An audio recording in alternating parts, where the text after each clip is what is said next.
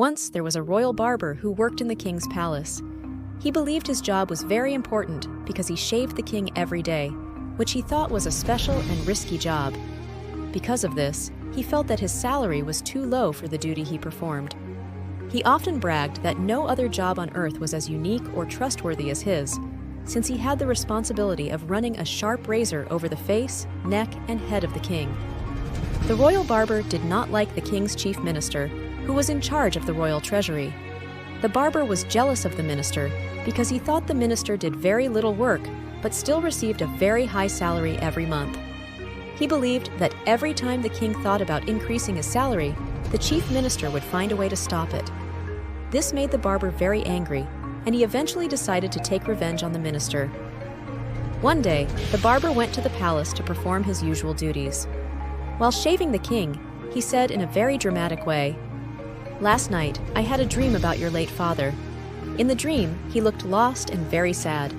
He told me, 'Listen, my good barber, do not forget to tell your king that his father is very sick and lonely in heaven. He must have his chief minister sent there immediately to take care of him.'"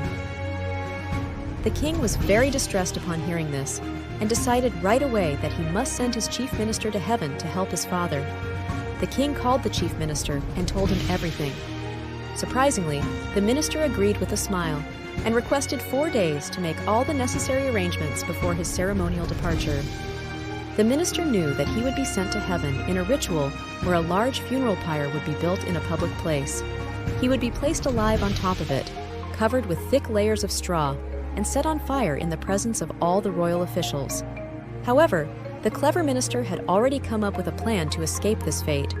He secretly had a tunnel dug from the spot where he was supposed to be burned alive all the way to his private residence. Only a few of the minister's most trusted supporters knew about this plan. On the 4th day, the ceremony took place. The minister was laid on the funeral pyre, covered with thick layers of straw, and the pyre was set on fire.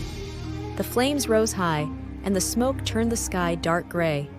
The crowd shouted, "There he goes! There he goes to heaven!" believing the minister was on his way to the afterlife. The barber was very pleased, thinking that his enemy, the chief minister, was gone forever. However, 4 days after the event, the king received a long letter from the chief minister, who pretended to be in heaven.